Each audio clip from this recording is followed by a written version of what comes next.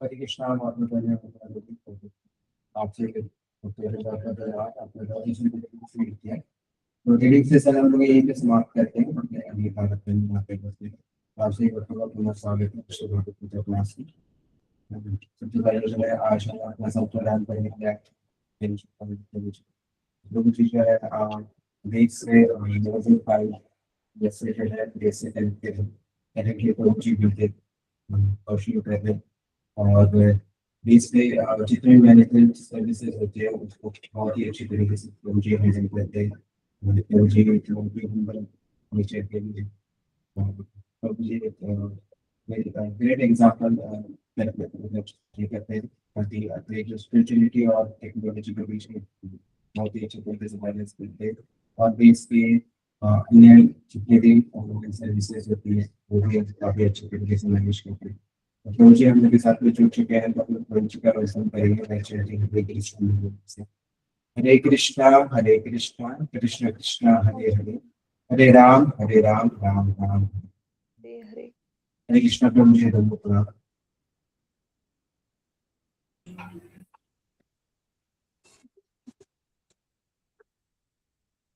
Hare Krishna. So, am I audible, Prabhuji? Yes, sir. Okay. So, thank you, Prabhuji, for inviting me. So, आप सभी का भी स्वागत है। तो आज का हमारा जो टॉपिक है 18.7। तो लास्ट चैप्टर में हमने पढ़ाई है कि जो हमारा श्रद्धा के विभाग होते हैं ना, मोड्स ऑफ नेचर 3 प्रकार के जो होते हैं, सात्विक, रासिक, तामसिक। फिर उसके बाद जो नेक्स्ट चैप्टर आता है उसमें जो अर्जुन प्रश्न पूछते हैं कि ये जो संन्यास आश्रम है इसका क्या उद्देश्य है, या जो संन्यास लोग लेते हैं या त्याग करते हैं उसका क्या उद्देश्य है। तो उसके जानने का इच्छा प्रकट करते हैं अर्जुन, और भगवान फिर उसके आगे उनका जवाब भी देते हैं कि लास्ट चैप्टर से कनेक्टेड ही, जैसे लास्ट चैप्टर में हमने पढ़ा था यज्ञ, दान, तप, इवन भोजन, जो भी चीजें थी सबके प्रकार थे कि कोई सात्विक होता था, राजसिक होता था, तामसिक होता था। तो उसी को आगे जब हम ये वाला पढ़ रहे हैं संन्यास योग, तो इसमें हम जानेंगे कि संन्यास के लिए क्या कुछ ऐसा होता है राजसिक, तामसिक, सात्विक जैसा, या उसका एक ही ऐसा होता है। तो उसे हम जानने का प्रयास करेंगे। तो आज का हमारा जो श्लोक है, तो जी वो स्क्रीन शेयर कर सकते हैं 18.7। तो हम श्लोक का रिसाइट करेंगे।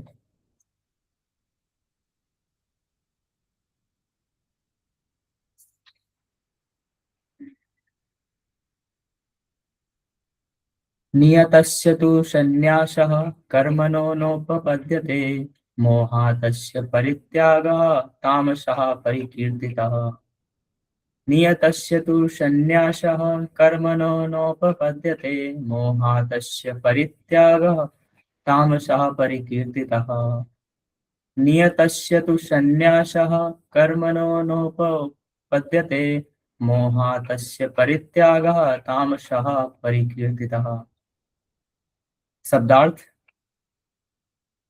नियतस्य मतलब नियत या निर्दिष्ट कार्य, जो हमारे कुछ निर्धारित जो कार्य होते हैं। तू लेकिन, संन्यासः संन्यास या त्याग, कर्मणः कर्मों का, ना कभी नहीं, उपपद्यते योग्य होता है, मोहात मोहवश, तस्य उसका, परित्यागः त्याग देना, है ना, जिसका पूर्णता त्याग कर देना, तामसः तमोगुणी, परिकीर्तितः घोषित किया जाता है। तो जो अनुवाद है श्रील प्रभुपाद द्वारा, श्रील प्रभुपाद की जय। निर्दिष्ट कर्तव्यों को कभी नहीं त्यागना चाहिए। यदि कोई मोहवश अपने नियत कर्मों का परित्याग कर देता है तो ऐसे त्याग को तामसी कहा जाता है। तो पर मंगलाचरण करते हैं। ओम ज्ञानतिमिरान्धस्य ज्ञानाञ्जनशलाकया चक्षुरुन्मीलितं येन तस्मै श्रीगुरुवे नमः।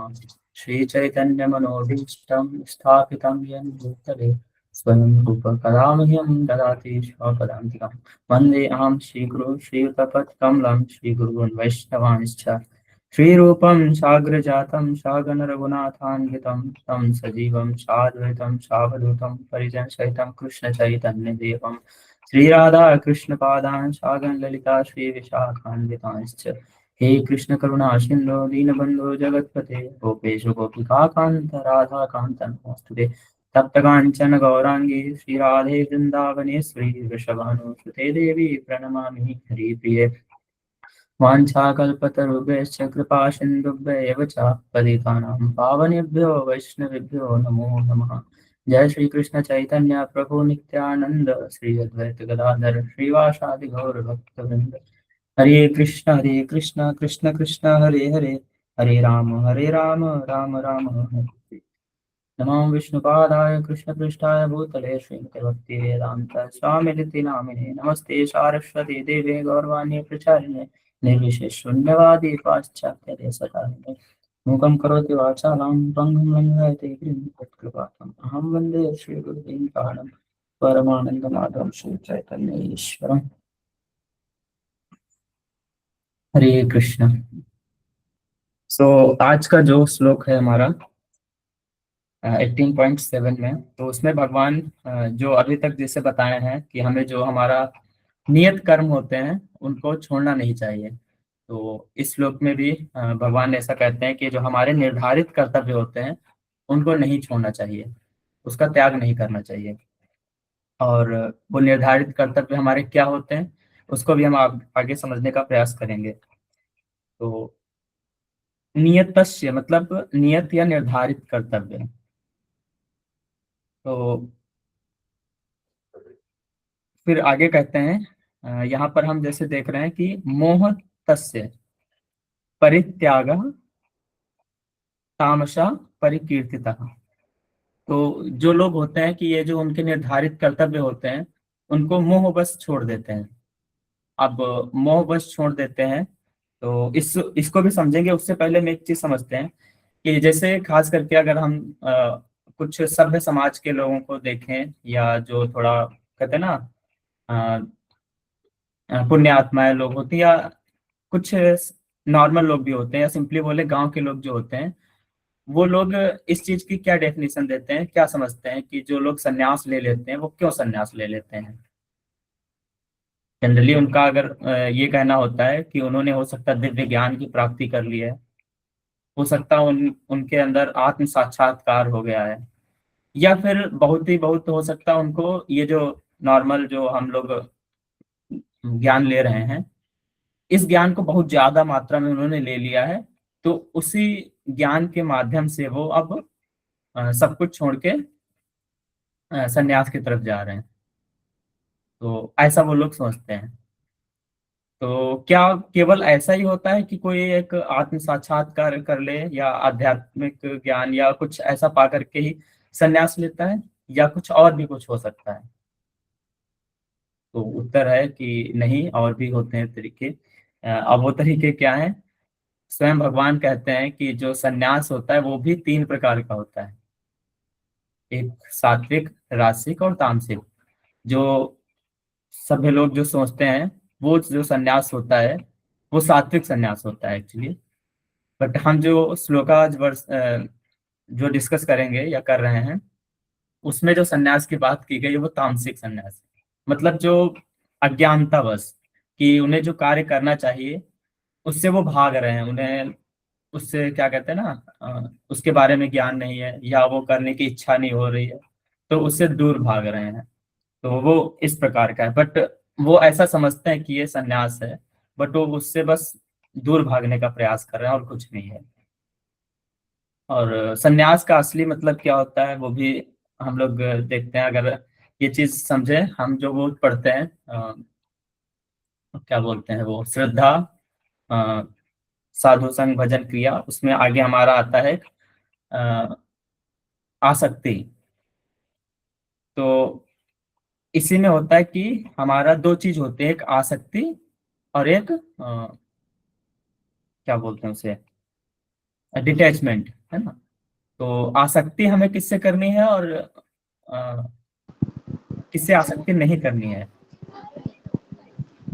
तो हमें आसक्ति भगवान से करनी है, लेकिन हमें विरक्ति किससे करनी है? कि जो भौतिक चीजें हैं या भौतिक संसार जो है, इससे हम जो उन चीजों से खास करके विरक्ति करनी है जो हमारे यूज में नहीं है, तो उनसे हमें विरक्ति करने का प्रयास करना चाहिए। तो ऐसे ही जो इसमें हम अज्ञानता बस जो हमारा संन्यास होता है, वो है अगले श्लोकों में जो ड्यू टू पैशन होता है ना, कि कुछ इच्छाएं हुई है उसके प्रति होकर के लोग संन्यास लेते हैं, और फिर जो सात्विक संन्यास होता है। तो ये कुछ 3 प्रकार का संन्यास होता है। फिर आगे यहाँ पर हम देखते हैं कि तमस है ना, क्या लिखा, परित्याग तामसः। तो तमस का मतलब क्या होता है? आप लोग भी जानते हो, तमस मतलब अंधकार। तो अंधकार में हमें क्या होता है, कोई चीजें दिखती नहीं है ना, अंधेरा बिल्कुल होता है, कोई हमें सही चीजें दिख नहीं रही होती हैं, या सिंपली हम बोलें कोई चीज हमें अच्छे से समझ नहीं आ रही होती। तो कोई व्यक्ति जब उसे अपने निर्धारित कर्तव्य अच्छे से पता नहीं होते हैं, या उन कर्तव्यों में वो कंफ्यूज होता है, ये करना चाहिए नहीं करना चाहिए, कैसे करना है, उसे सही डायरेक्शन नहीं मिल पाती है, तो वो उन चीजों में कंफ्यूज हो जाता है, और उसके कारण वो उन चीजों को करता नहीं है, उसे छोड़ देता है। तो ये एक जो इसका मेन रीजन है कि अंधकार या सिंपली बोले अज्ञानता के कारण वो अपने कर्तव्यों को सही तरीके से कर नहीं पाता है, और उससे फिर भागने का प्रयास करता है। ठीक है। और फिर है, इसमें आता है परित्याग। एक होता है त्याग और दूसरा होता है परित्याग। त्याग का मतलब हमने उसको छोड़ दिया, परित्याग का मतलब उसको बिल्कुल छोड़ दिया, कोई इससे मतलब ही नहीं, बिल्कुल पूर्णतः छोड़ दिया, है ना। तो वो परित्याग यहाँ पर शब्द यूज किया गया कि ऐसे लोग बिल्कुल अपना जो निर्धारित कर्तव्य होता है उसे पूर्णतः छोड़ देते हैं उसे। ठीक है। तो फिर आगे है परिकीर्तितः। तो ऐसे लोगों को क्या कहा जाता है? परिकीर्तितः मतलब कहा जाता है वो तामसिक, जो उनका वो होता है संन्यास, वो तामसी होता है, ऐसे लोगों को कहा जाता है। अब हम बात करेंगे ये जो हमारे नियत कर्म हैं, ये क्या होते हैं। तो हमारे शास्त्रों में, वेदों में कर्मों की वैसे कई प्रकार से कर्म होते हैं, जो हमारे कर्म के जो फल होते हैं वो अलग उनके टाइप्स होते हैं। जो हम कर्म करते हैं उनके कुछ टाइप्स होते हैं जो हमारे शास्त्रों में बताए गए। 5 प्रकार के कार्य होते हैं, कर्म होते हैं जो हमें करने होते हैं, या कुछ उसमें ऑप्शनल भी होते हैं, कुछ नहीं करने होते हैं, कुछ करने ही होते हैं। तो वो 5 प्रकार के कुछ ऐसे हैं। एक होता है नित्य कर्म, दूसरा होता है नैमित्तिक कर्म, और तीसरा होता है हमारा काम्य कर्म, चौथा होता है निषिद्ध कर्म, और पांचवा होता है प्रायश्चित कर्म।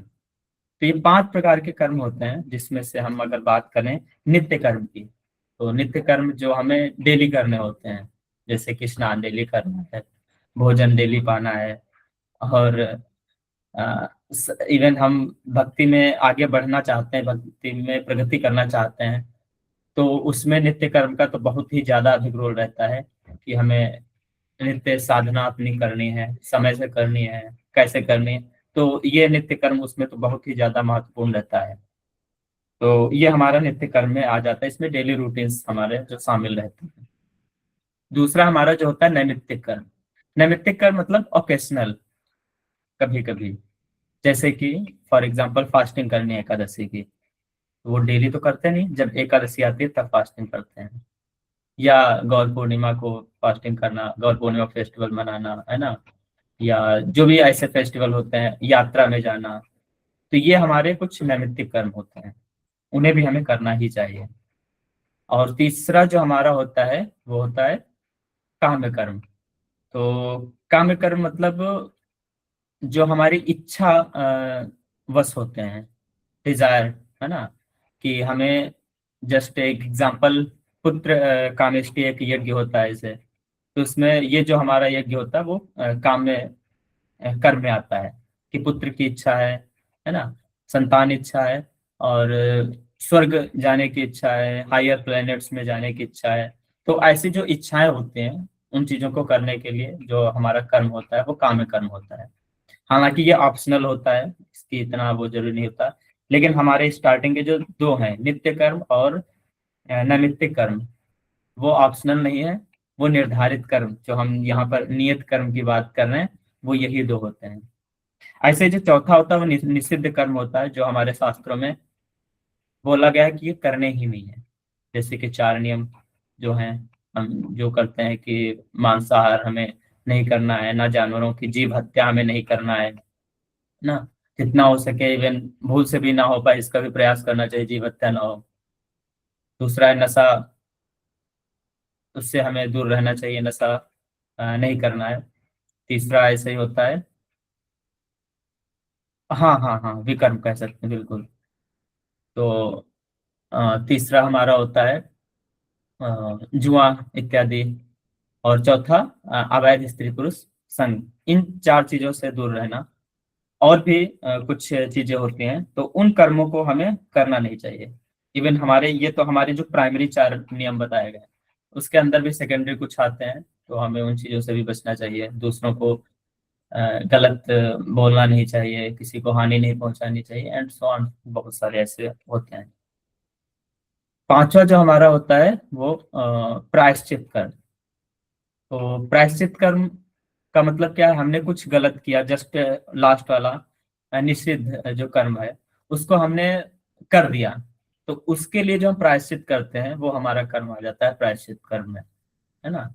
अ, तो उसके लिए हम हो सकता है व्रत कर रहे हों, यज्ञ अनुष्ठान कर रहे हों, और बहुत सारी चीजें होती हैं, लोग जाकर के तपस्या करते हैं। तो ये चीज जो हमारी आती है वो प्रायश्चित कर्म में आते हैं। इसमें भी वही चीज है, काम कर्म, हमें अगर आध्यात्मिक प्रगति करनी है तो काम कर्म की हमें कोई जरूरत नहीं है ना। वो हमें अपने जो निर्धारित कर्तव्य है, नित्य कर्म और नैमित्तिक कर्म, उन्हें अच्छे से करते हैं तो हमारी जो भी इच्छाएं हैं अपने भगवान पूर्ण करते हैं। चौथा तो करना ही नहीं है, और पांचवा अ, उसकी जरूरत ही नहीं होगी अगर हम कुछ गलत नहीं करेंगे। ठीक है। तो अब वही चीज आ रही है, नित्य कर्म को हम कैसे अवॉइड नहीं कर सकते हैं। क्या हम खाना खाने को भूल सकते हैं, छोड़ सकते हैं?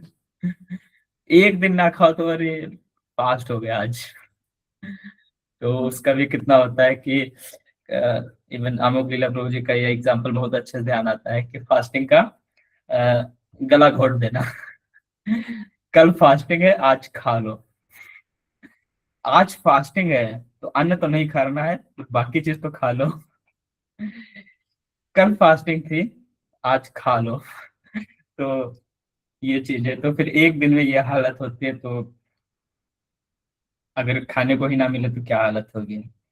ऐसे ही स्नान, जो नित्य स्नान की बात की जाती है वो भी हमें जरूर ही करना चाहिए, क्योंकि उससे हमारा शरीर तो अशुद्ध रहता है, इवन वातावरण को भी हम अशुद्ध करते हैं। अगर अ, 1-2 दिन में चलो नहीं पता चलेगा, बट लगातार 5-6 दिन अगर हो जाए तो पता चल जाएगा इस व्यक्ति ने स्नान नहीं किया है।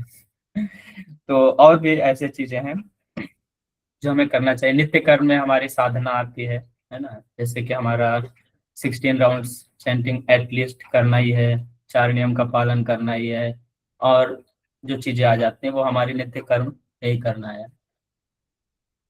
और नैमित्तिक कर्म की बात करें तो वही चीज है, व्रत, है ना, सारी एकादशी हमें करना ही है। तो अब इसको अगर छोड़ दे तो फिर हमारा आध्यात्मिक प्रगति कैसे होगी। तो वो हमें करना है। ऐसे ही हमारे जो आचार्यों का जो कटोत्सव या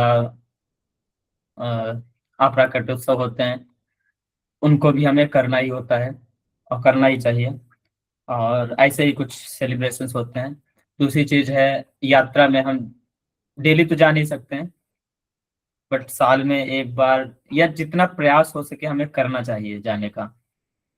लेकिन अगर कोई कहते हैं नहीं हमें नैमित्तिक कर्म करना ही नहीं है, तो नित्य कर्म जितने किए जा सके उतने कर पाएगा ना।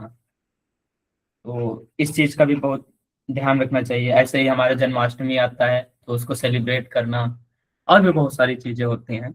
इवन नैमित्तिक कर्म में कुछ ऐसे चीजें होते हैं, जैसे कि हमारा जो गृहस्थ आश्रम में प्रवेश करते हैं तो उनके लिए लाइफ में एक ही बार होता है जनरली, तो उनके लिए जो विवाह का जो अनुष्ठान होता है ना, वो होता है। ऐसे हमारे जो 16 संस्कार होते हैं उसमें भी जो वो होते हैं वो भी हमें करने ही चाहिए, बट आजकल कहाँ गायब हो गए हैं पता नहीं, है ना।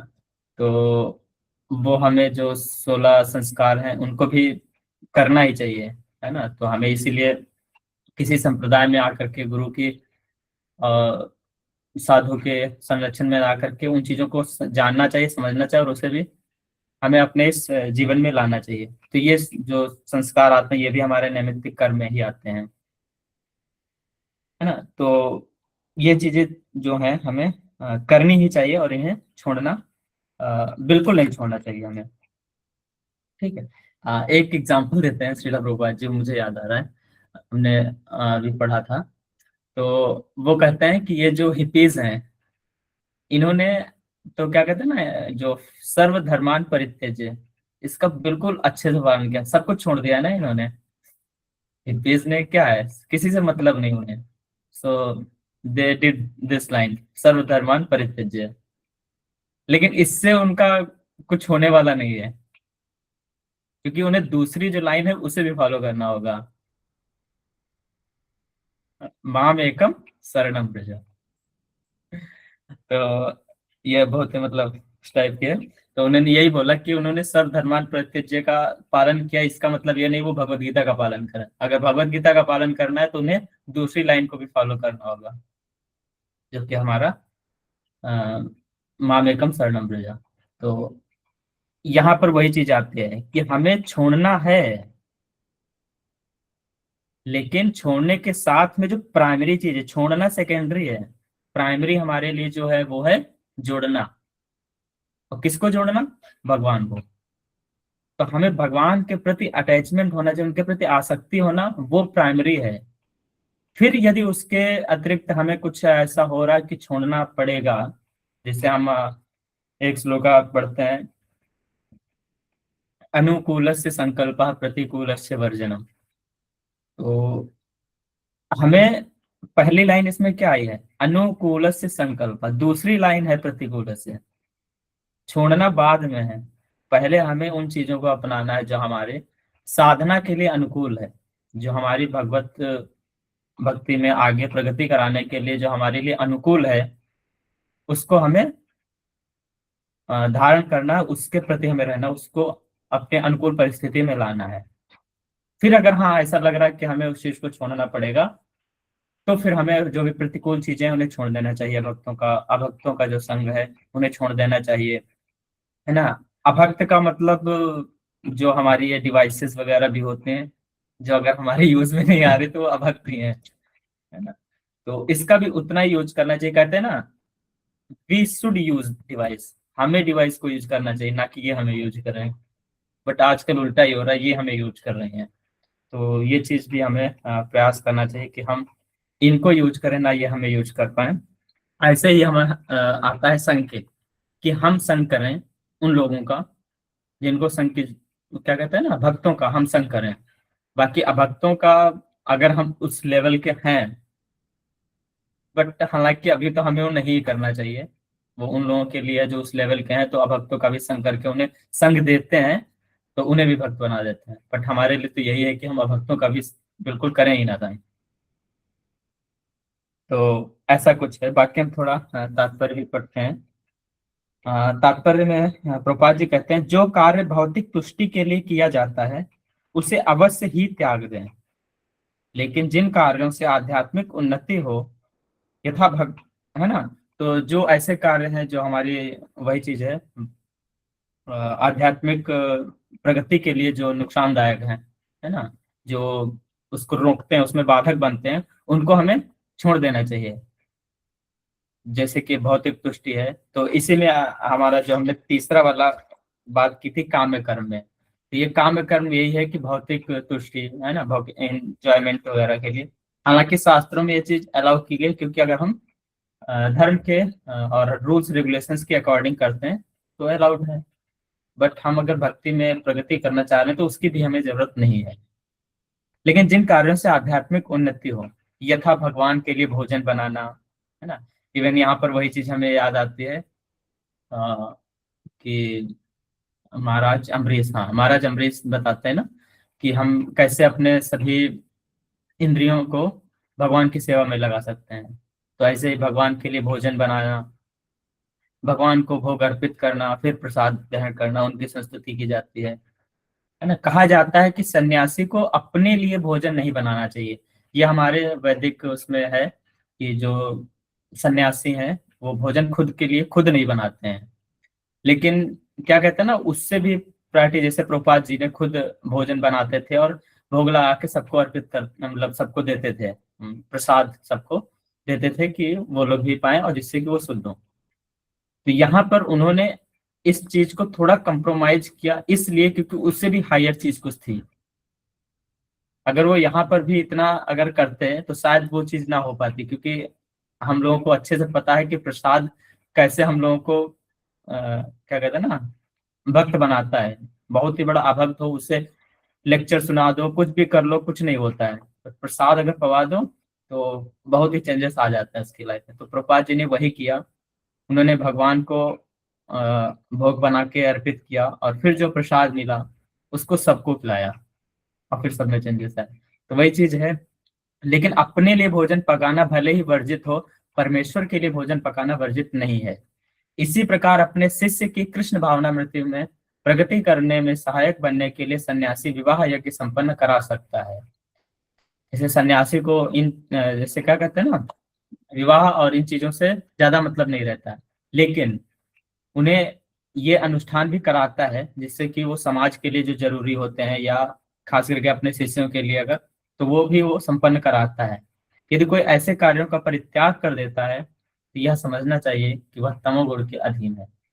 और वो हमने बताया था, तमोगुण कोई ऐसे चीजों को छोड़ता क्यों है, जब उसे राइट अंडरस्टैंडिंग नहीं होती, उसे चीजें समझ नहीं आती कि हमारा कर्तव्य है क्या, करना क्या चाहिए। तो ये चीज है। यहीं पर अगर हम ये बताएं कि कर्तव्य, हालांकि हमने ये 5 प्रकार के कर्तव्य, उसमें भी जो हमारा नित्य कर्म और जो हमारा नैमित्तिक कर्म में आता है, तो उसमें कुछ हमारे जो वर्णाश्रम सिस्टम है, वर्णाश्रम जो धर्म है, उसमें क्या आता है कि जो पहला वर्ण का आता है कि ब्राह्मण क्षत्रिय वैश्य शूद्र, उनके सबके अलग अलग धर्म है ना। अगर एक ब्राह्मण के कर्तव्य कुछ है, जस्ट एग्जांपल ड्राइवर है, वो अगर ये सोचे कि हमें अब ड्राइवरी नहीं करनी, हम कंडक्टर का काम करेंगे, अब कंडक्टर सोचे हम ड्राइवर का कार्य करेंगे, उन्हें ट्रेनिंग कोई नहीं लेनी है, बस जा करके वो ड्राइवर कंडक्टर का कार्य करने लगे और कंडक्टर ड्राइवर का, क्या होगा, बस फिर कहाँ जाएगी पता नहीं। तो ठीक उसी तरह हमें भी जो ब्राह्मण की कर्तव्य है उसे अपने निभाने चाहिए। पहली बात, उन्हें समझना चाहिए सही से, और जो भी ब्राह्मण का नेचर है फिर उस हिसाब से उसे अपने कर्तव्य जो शास्त्रों के अनुसार निर्देशित किए गए हैं उन्हें करना चाहिए। जैसे कि कुछ ब्राह्मण के जस्ट हम हाईलाइट करें अगर, तो ब्राह्मणों का कर्तव्य होता है शिक्षा लेना, है ना, और शिक्षा देना। वो दान लेता है और दान करता है, ऐसे यज्ञ कराना और यज्ञ करना। और उसके कुछ जो गुणों के बात की जाए, है ना, तो दूसरों के प्रति अहिंसा नहीं करना, हालांकि ये तो सब में होना चाहिए, है ना। सहिष्णुता, जितने भी हमारे वो ना कहते हैं ना सॉफ्ट स्किल्स जो होती हैं, वो ब्राह्मणों में तो होनी ही चाहिए।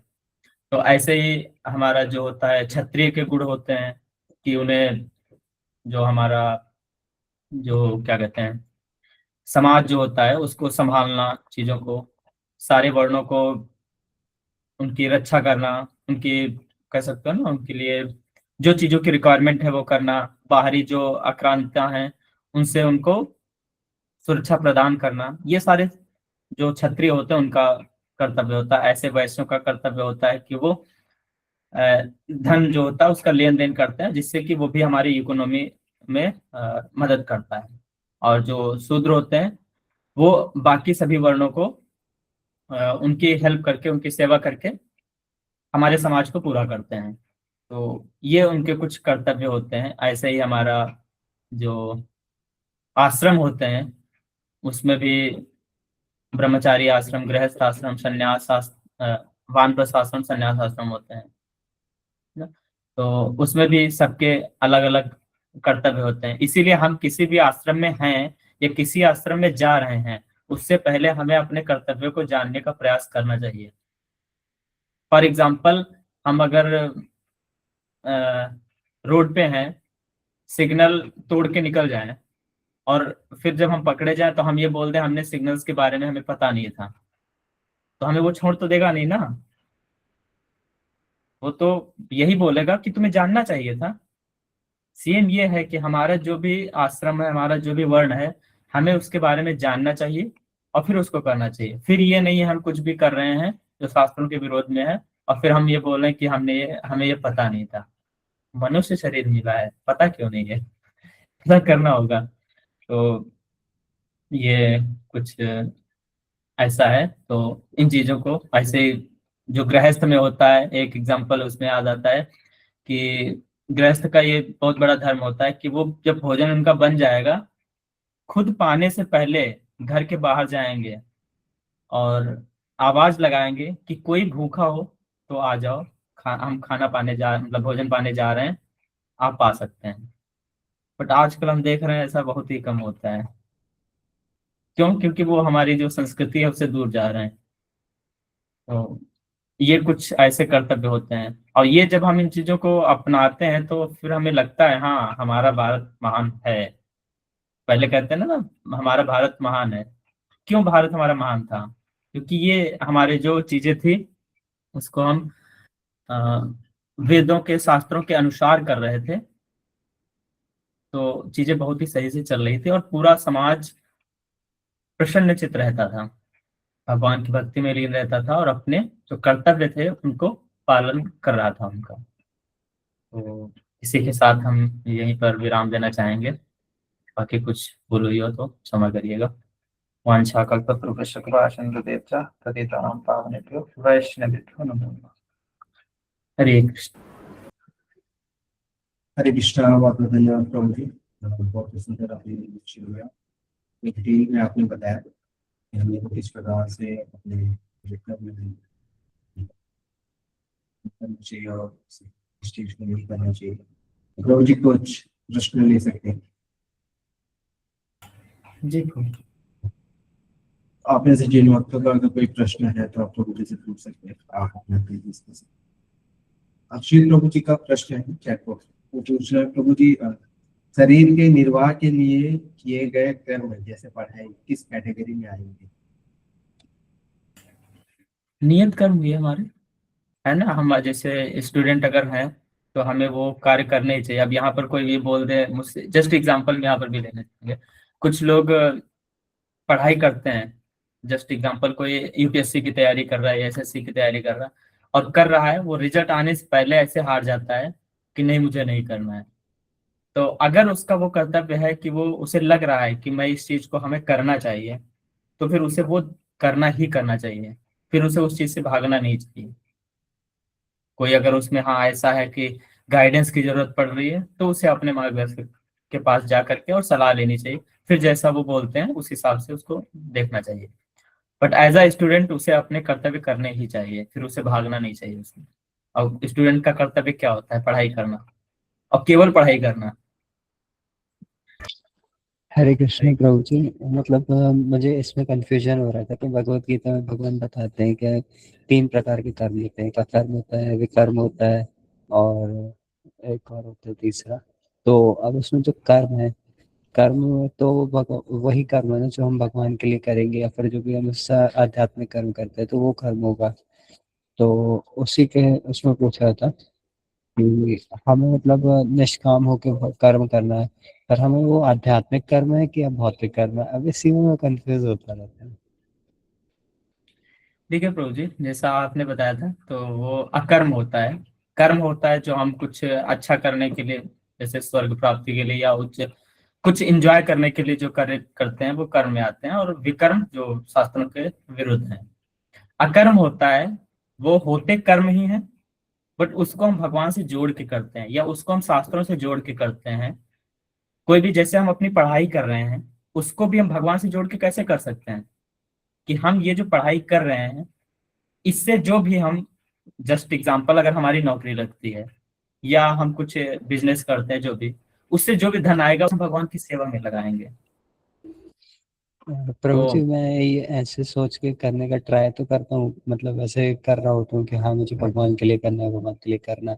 फिर उसके बाद एक टाइम के बाद मतलब मैं ही उसमें आसक्त हो जाता हूँ इतना ज़्यादा कि मतलब कि अब उसमें मतलब मुझे कोई मतलब लाभ नहीं हो रहा है या फिर हानि होती है उसमें।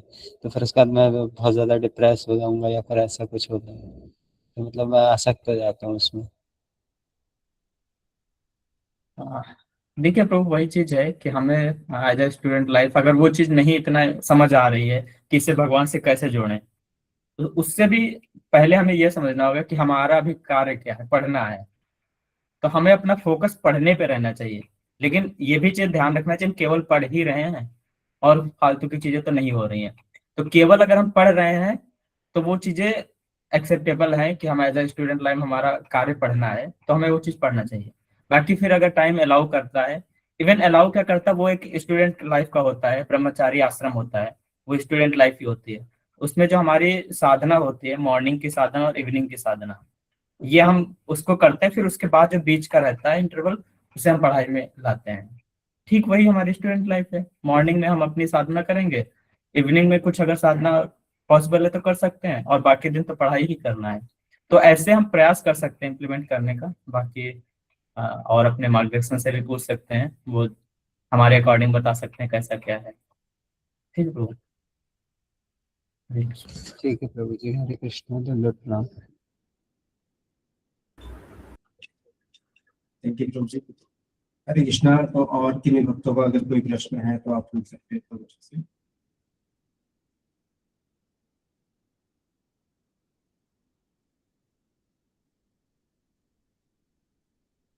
आई थिंक प्रभु जी कोई प्रश्न नहीं है, तो अपनी सेशन को यहीं पे विराम दे सकते हैं। और मैं तो तीन सुंदर आपने विषय दिया, तो सही तो प्रभु जी का धन्यवाद करेंगे भाई। चैंटिंग करिए तो कृष्णा। हरे कृष्णा हरे कृष्णा कृष्ण कृष्ण हरे कृष्ण कृष्ण हरे हरे, हरे हरे राम राम हरे राम, राम राम राम राम हरे हरे। हरे कृष्ण प्रभु, दंडवत प्रणाम। उनके गुरुजी कृष्ण दंडवत प्रणाम। हम सबको प्रणाम। ये बहुत बहुत धन्यवाद। आप जय सब भक्तों की जय। सेशन में आते हैं और एपिसोड कहते हैं। तो आशा है कि आगे भी आप सेशन को ज्वाइन करते रहेंगे और प्रयास करेंगे कि आपके जो भी चीज संबंधित है उनको भी इस सेशन में लाए, ताकि वो भी भगवत गीता श्रवण करके भगवत गीता का लाभ उठाए। तो ये सेशन के भी विराम जो है जगत गुरु से लगभग की जय। संदेश के गौर सप्तवृंद की जय। विचार के लौटे मिलते। हरि हरि हरि। हरि थैंक यू बोल। कृष्णा। प्रभु जी धन्यवाद। हरे कृष्ण।